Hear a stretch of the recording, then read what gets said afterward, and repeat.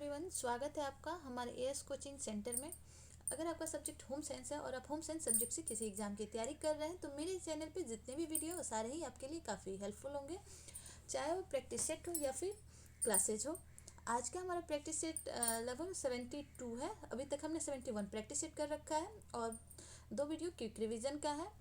आप चाहे तो उन सारे ही वीडियो को देखिए, आपके एग्जाम में काफ़ी हेल्पफुल होंगे। और सबसे इम्पॉर्टेंट बात, वीडियो अच्छी लगे तो एक लाइक, एक शेयर, एक सब्सक्राइब ज़रूर करें, क्योंकि आपका एक लाइक, एक शेयर, एक सब्सक्राइब मुझे मोटिवेट करता है। तो मुझे मोटिवेट करते रहिए ताकि मैं ऐसे ही वीडियो बनाती रहूँ। तो आज लगभग हम 2 टॉपिक से क्वेश्चन देखेंगे, एक फर्नीचर और दूसरा है पुष्प व्यवस्था। फर्नीचर से और जितने भी क्वेश्चन हम देखेंगे आज, ये सारे ही प्रीवियस ईयर एग्जाम में पूछे जा चुके हैं। तो आज का हमारा जो पहला क्वेश्चन है वो है अपहोस्ट्री। अपहोस्ट्री का उपयोग किया जाता है, ये पिछले साल 2021 के एग्जाम में भी पूछा गया था। तो अपहोस्ट्री का उपयोग क्यों किया जाता है? तो फर्नीचर को ढकने के लिए। 1 मिनट। अपहोस्ट्री का इस्तेमाल किया जाता है फर्नीचर को ढकने के लिए, फर्श बिछावन में, पलंग पर बिछाने में या फिर उपरोक्त सभी। तो अपहोस्ट्री का उपयोग किस लिए किया जाता है? और ये यूपीएलटी जुलाई 2018 में पूछा गया क्वेश्चन है और ये टीजीटी प्रीवियस ईयर एग्जाम 2021 में भी पूछे गए क्वेश्चन है। तो अपहोस्ट्री का उपयोग फर्नीचर को ढकने के लिए किया जाता है। ऑप्शन ए सही हो जाएगा। ऑप्शन ए सही हो जाएगा। अपहोस्ट्री का प्रयोग फर्नीचर के ढकने के लिए किया जाता है। इससे फर्नीचर की जो ज़िंदगी है वो थोड़ी बढ़ जाती है और साथ ही साथ थोड़ी उसकी सुंदरता भी बढ़ जाती है। और इस प्रकार अपहोस्ट्री का प्रयोग मुख्यतः निम्न उद्देश्यों की पूर्ति के लिए किया जाता है। पहला है फर्नीचर की ज़िंदगी में बढ़ोतरी करना। और दूसरा है फर्नीचर को मजबूत एवं टिकाऊ बनाना, फर्नीचर की उपयोगिता बढ़ाना तथा कक्ष की सुंदरता बढ़ाना। अगर किसी जैसे कि हम नए कपड़े पहनते हैं तो थोड़े अलग दिखते हैं, सेम वही है। फर्नीचर के जो ऊपर कपड़े लगाए जाते हैं गद्दे के ऊपर, उसी को अपहोस्ट्री के नाम से हम जानते हैं। और उसके ऊपर जब वो कपड़े लग जाते हैं तो उसकी जो खूबसूरती होती है वो थोड़ी बढ़ जाती है और साथ ही हम जिस रूम में रखते हैं उस रूम की भी खूबसूरती बढ़ जाती है। तो हमारा जो ऑप्शन ए है वो सही हो जाएगा। अपहोस्ट्री का उपयोग फर्नीचर को ढकने में करते हैं और ये यूपीएलटी 2018 में पूछा गया क्वेश्चन है। आते हैं नेक्स्ट क्वेश्चन पे। नेक्स्ट क्वेश्चन है हमारा, गद्दा युक्त पृष्ठ वाले फर्नीचर को डैश कहते हैं। वही क्वेश्चन है, ड्राइवर कहते हैं, मेज कहते हैं, कुर्सी कहते हैं या फिर अपहोस्ट्री कहते हैं। ये टीजीटी 2019 में पूछा गया क्वेश्चन है और आप क्वेश्चन को देख सकते हैं। एक ही क्वेश्चन को कितने तरीके से पूछा जा रहा है। अभी कुछ देर पहले पूछा गया था कि अपहोस्ट्री का उपयोग होता है, कहाँ होता है। तो हमने देखा कि फर्नीचर को ढकने में किया जाता है। अब पूछ रहे गद्दा युक्त वाले फर्नीचर को डैश कहते हैं। क्वेश्चन सेम में पूछने का तरीका अलग है। तो यहाँ पे हो जाएंगे ऑप्शन नंबर डी, अपहोस्ट्री। जो गद्दा युक्त फर्नीचर होते हैं उन्हीं को हम अपहोस्ट्री के नाम से जानते हैं। अपहोस्ट्री का प्रयोग फर्नीचर को ढकने के लिए किया जाता है, जैसे कि इसके पहले मैंने आपको बता रखा है।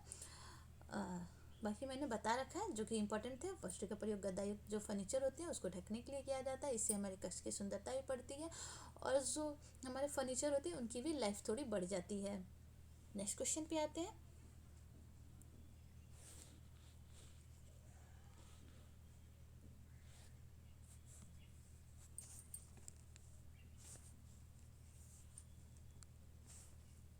फर्नीचर के इतिहास में बारोक शैली का कौन सा काल है?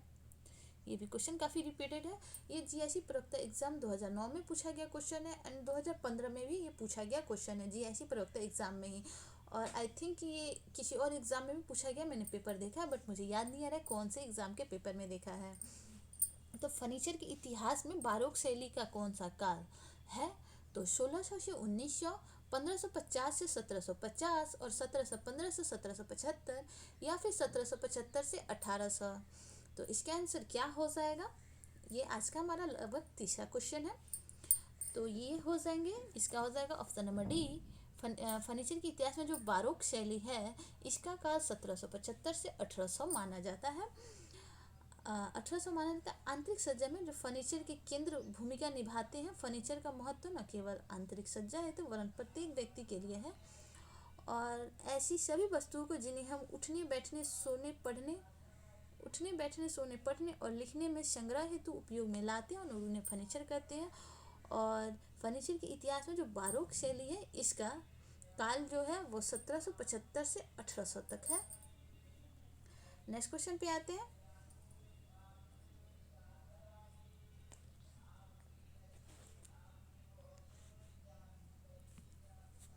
नेक्स्ट क्वेश्चन है हमारा,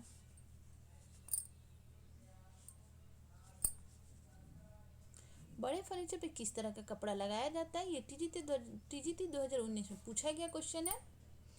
बड़े फर्नीचर पे किस तरह का कपड़ा लगाना चाहिए। तो चेकदार कपड़ा, एक रंग का कपड़ा, बड़े बड़े फूलों का कपड़ा या फिर छोटे फूलों का कपड़ा।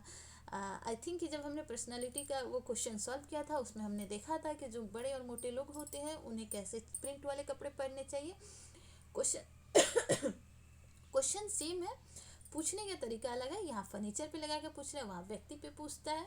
बस चीज़ों को थोड़ी समझने की देरी है। अगर हम चीज़ों को समझ लेते हैं तो फर्नीचर पे पूछे, इंसान पे पूछे, या क्वेश्चन को कैसे भी घुमाए हम उसके आंसर कर लेंगे। तो जो बड़े फर्नीचर होते हैं उन पे किस तरह का कपड़ा लगाना चाहिए, तो यहाँ पे हो जाएंगे। अब जो बड़े फर्नीचर होते हैं उस पर बड़े बड़े फूलों वाला कपड़ा लगाना चाहिए। इसका आंसर हो जाएगा ऑप्शन नंबर सी। जो बड़े फर्नीचर होते हैं उस पर बड़े बड़े फूलों वाला कपड़ा लगाना चाहिए। इससे सुंदरता में वृद्धि होती है और फूलों का पूरा आकार दिखाई देता है और उनका कलर भी स्पष्ट होता है। लेकिन जब हम पर्सनालिटी में पढ़ रहे थे उस समय अगर कोई बड़ा मोटा इंसान है तो हम उसे बड़े बड़े फूलों वाला अगर कपड़ा पहनाते हैं तो वो और भी ज़्यादा बड़ा और मोटा दिखेगा। इसलिए हम उसे छोटी प्रिंट वाले या फिर लाइन सीधी लाइन वाले कपड़े पहनाते हैं जिससे कि वो पतले दिखे। और यहाँ फर्नीचर में पूछ रहे हैं तो हम इस पर बड़े फर्नीचर हैं तो इस पर बड़े फूल वाले कपड़े का इस्तेमाल कर सकते हैं क्योंकि वो उस पर अच्छे से खिलेंगे, उसके जो डिज़ाइन होंगे वो कम्प्लीटली दिखेंगे। अगर हम छोटे फर्नीचर पे बड़े फ्लावर्स के लगा देंगे तो और भी ज़्यादा भद्दे लगेंगे और छोटे दिखेंगे। तो यहाँ ऑप्शन सी सही हो जाएगा। जो बड़े फर्नीचर है किस तरह का कपड़ा लगाना चाहिए, तो बड़े बड़े फूलों का कपड़ा लगाना चाहिए। ऑप्शन सी सही हो जाएगा और ये टीजीटी 2005 में पूछा गया क्वेश्चन है। नेक्स्ट क्वेश्चन पे आते हैं। नेक्स्ट क्वेश्चन है हमारा कि पाश्चात्य शैली, जो पाश्चात्य शैली के भोजन के कमरे में आवश्यक है। तो पाश्चात्य शैली के भोजन के कमरे में क्या आवश्यक है, और आप देख सकते हैं ये टीजीटी 2006 में पूछा गया क्वेश्चन है। आसन तथा चौकी या मेज तथा कुर्सी या दरी एवं पटरे। तो पाश्चात्य शैली के भोजन के कमरे में क्या आवश्यक है, तो यहाँ पर हो जाएंगे ऑप्शन नंबर बी, मेज तथा कुर्सियाँ। पाश्चात्य शैली के भोजन के कमरे में मेज तथा कुर्सी आवश्यक है। पाश्चात्य शैली में भोजन मेज पे रखा जाता है तथा भोजन करने वाले व्यक्ति कुर्सी पे बैठ के करते हैं भोजन।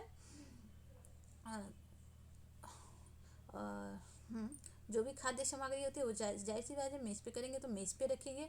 और इस विधि में परोसने वाले व्यक्ति की आवश्यकता नहीं होती। टेबल पे सारे भोजन रखे हुए होते हैं, जिससे जो चाहिए होता है वो लेके यूज़ कर लेता है। आते हैं अपने नेक्स्ट क्वेश्चन पे।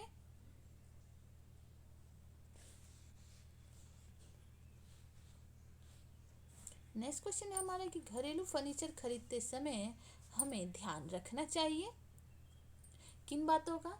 वह सजावटी हो, उपयोगी हो, सस्ता हो या फिर नक्काशीदार हो। ये टीजीटी 2006 में पूछा गया क्वेश्चन है।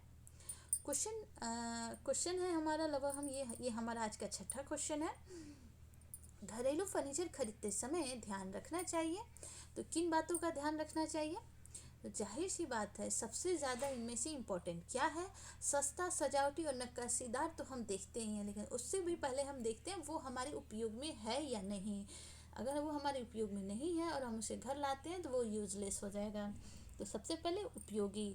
घरेलू फर्नीचर खरीदते समय हमारा सबसे जो पहला ध्यान है वो उसके उपयोग पे जाता है और अपनी ज़रूरत के अनुसार उस फर्नीचर को खरीदना चाहिए।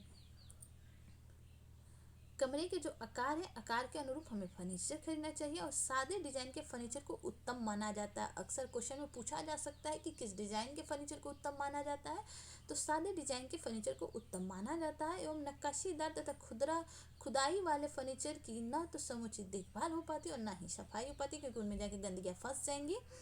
और फर्नीचर अधिक भारी भी नहीं हमें लेनी चाहिए। ये सारे ही क्वेश्चन फॉर्म में हमें पूछे जा सकते हैं, इसलिए इन बातों को बताया जा रहा है। यहाँ हमारे क्वेश्चन का आंसर हो जाएगा फर्नीचर खरीदते समय हमें ध्यान रखना चाहिए तो वो उपयोगी है या नहीं। ये टीजीटी 2006 में पूछा गया क्वेश्चन है।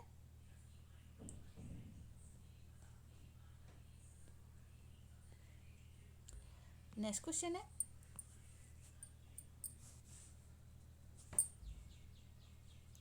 नेक्स्ट क्वेश्चन हमारा ये भी टीजीटी 2006 में पूछा गया क्वेश्चन है। फर्नीचर की जो दरारें हैं उन्हें भरने के लिए हम प्रयोग करते हैं तो किसका? पुटीन तथा मोम का, लकड़ी का बुरा दाग, फेविकॉल या फिर लाख। तो किसका प्रयोग हम फर्नीचर की जो दरारें हैं उन्हें भरने के लिए प्रयोग करते हैं? तो यहाँ पे आंसर हो जाएगा ऑप्शन नंबर ए, पुटीन तथा मोम। फर्नीचर यदि पुराना हो जाए और उसके कुछ जो जोड़ है वो खुल जाते हैं अथवा कुछ दरारें भी पड़ जाती हैं तो फर्नीचर की इन दरारों को भरना आवश्यक होता है और इसे भरने के लिए हम पुटीन तथा मोम का प्रयोग करते हैं। पुटीन भरने के उपरांत वर्निश कर देने से जो फर्नीचर है उस पर चमक आ जाती है। तो यहाँ पे आंसर हमारा सही हो जाएगा ऑप्शन नंबर ए, फर्नीचर की दरारों को भरने के लिए पुटीन तथा मोम का प्रयोग किया जाता है और ये टीजीटी 2006 में पूछा गया क्वेश्चन है। और ये था अभी का आज का हमारा फर्नीचर का लास्ट क्वेश्चन। ऐसे टॉपिक वाइज अगर आपको क्वेश्चन अच्छे लगे तो प्लीज़ कमेंट सेक्शन में ज़रूर बताएं और वीडियो अच्छी लगे तो लाइक शेयर सब्सक्राइब ज़रूर करें। अभी हम एक और टॉपिक मैंने स्टार्टिंग में बोला था ना कि आज हम फर्नीचर और पुष्प व्यवस्था 2 टॉपिक से क्वेश्चन देखेंगे। एक और टॉपिक है उससे हम कुछ क्वेश्चन देख लेते हैं, वो है पुष्प व्यवस्था। और जो भी क्वेश्चन है सारे ही प्रीवियस ईयर एग्जाम में पूछे गए क्वेश्चन है। पुष्प व्यवस्था, सॉरी, लंबे फूल सज्जा कहाँ के लिए उपयुक्त है? तो घर के मध्य में, मेज पे, घर के कोने में या फिर अलमारी में।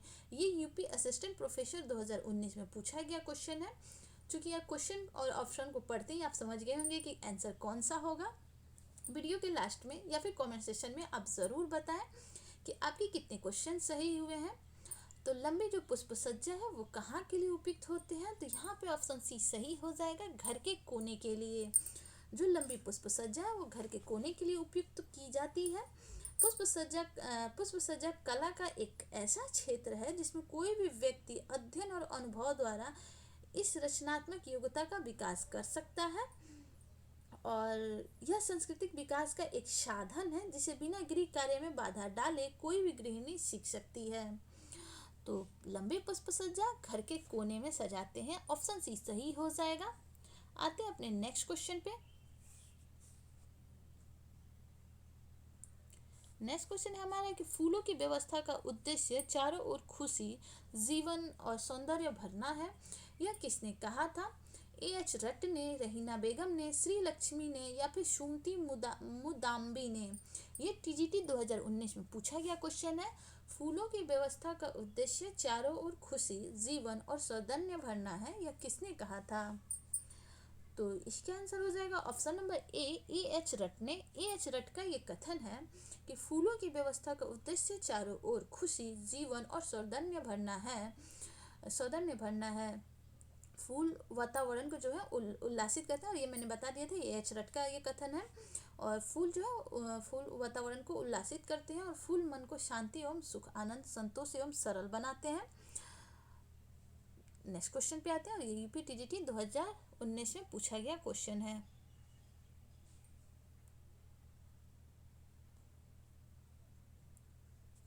नेक्स्ट क्वेश्चन है हमारा,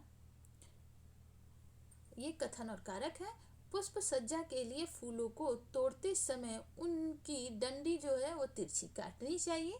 कारण में कह रहा है कि तिरछे कटे हुए फूल की टहनी को अच्छी तरह टिका सकते हैं। ये UGC net exam second paper का पूछा गया क्वेश्चन है, 2004 का पूछा गया क्वेश्चन है। तो इसमें क्या सही हो जाएगा? तो इसका आंसर हो जाएगा ऑप्शन नंबर सी, ए और आर दोनों ही सही है। पुष्प सज्जा के लिए फूलों को तोड़ते समय उनकी जो डंडी है वो थोड़ी तिरछी काटनी चाहिए, ये बात एकदम सही है। और जो तिरछे कटे हुए जो फूल की टहनी होती है उसे हम अच्छी तरह से टिका सकते हैं, ये बात भी सही है। तो यहाँ पे दोनों ही सही हो जाएंगे, ऑप्शन सी सही हो जाएगा। नेक्स्ट क्वेश्चन पे आते हैं। नेक्स्ट क्वेश्चन है हमारा कि जापानी पुष्प सज्जा में इकेबाना में, जापानी जो पुष्प सज्जा है इस इकेबाना में सबसे बड़ी जो टहनी घोतक होती है वो किसकी होती है? स्वर्ग की, मनुष्य की, पृथ्वी की या फिर इनमें से कोई नहीं। तो जो यहाँ पे हो जाएगा सबसे बड़ी टहनी पूछ रहा है, सबसे बड़ी टहनी किसकी हो जाएगी? वो हो जाएगी ऑप्शन नंबर ए, स्वर्ग की।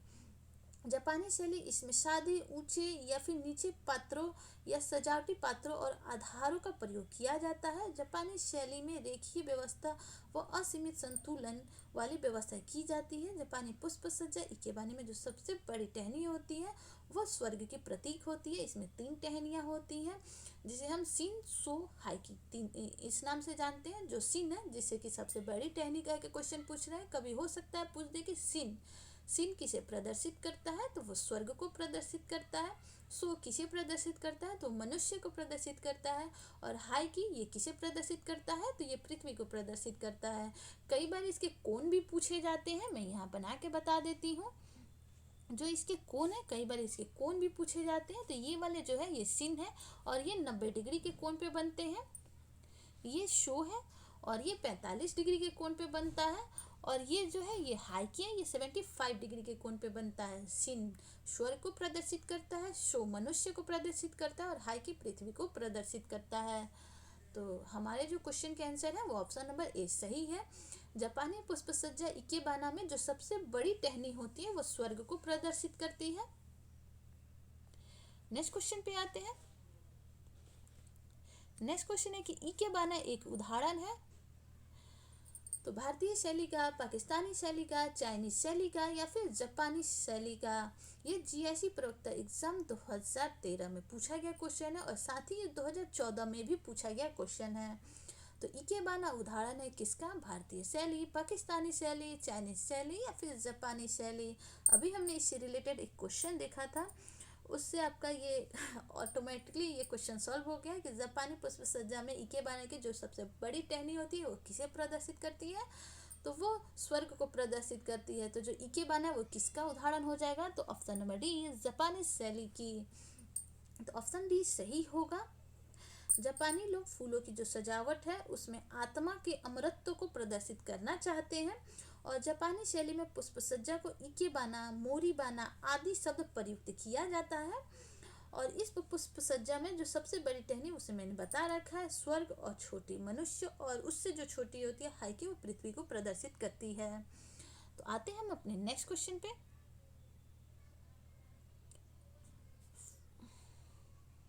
नेक्स्ट क्वेश्चन है हमारा, इनमें से कौन सी पुष्प सज्जा नहीं है। तो सोका, मोरीबाना, सोएबाना, इकेबाना। और ये जीआईसी प्रवक्ता एग्जाम 2019 और 2015 2009 और 2015 दोनों में पूछा गया क्वेश्चन है कि इनमें से कौन सी पुष्प सज्जा नहीं है। तो सोका, मोरीबाना, सोएबाना या फिर इकेबाना। तो इसमें से कौन सी पुष्प सज्जा नहीं है, तो हो जाएंगे ऑप्शन नंबर ए शोका। शोका पुष्प सज्जा के अंतर्गत नहीं आती है। प्रत्येक व्यक्ति पुष्प में रुचि लेते हैं, कुछ व्यक्ति देखकर, सूंघकर और कुछ छूकर प्रसन्नता का अनुभव करते हैं, किंतु ऐसे व्यक्ति जिसकी कल्पना शक्ति तीव्र है, जो कलाकार हो और प्रयोग करने का उत्सुक हो, उसे इस सुंदर रूप देने की कोशिश करता है जो ये पुष्प व्यवस्था है इनको। तो शोका पुष्प सज्जा के अंतर्गत नहीं आता है। बाकी मोरीबाना, सोएबाना और इकेबाना ये पुष्प सज्जा के अंतर्गत आते हैं। नेक्स्ट क्वेश्चन पे देख लेते हैं। नेक्स्ट क्वेश्चन है हमारा,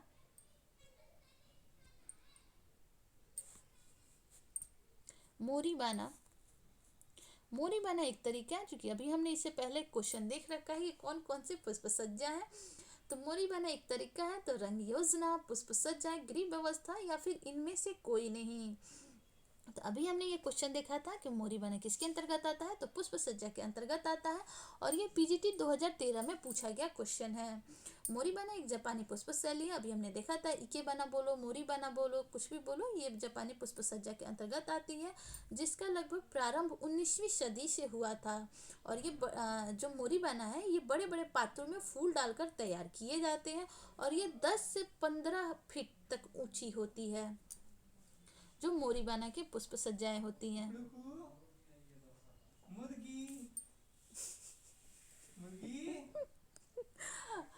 तो ये थे आज के हमारे लास्ट क्वेश्चन। मिलते हैं नेक्स्ट वीडियो में नेक्स्ट क्वेश्चन के साथ। Thanks for watching.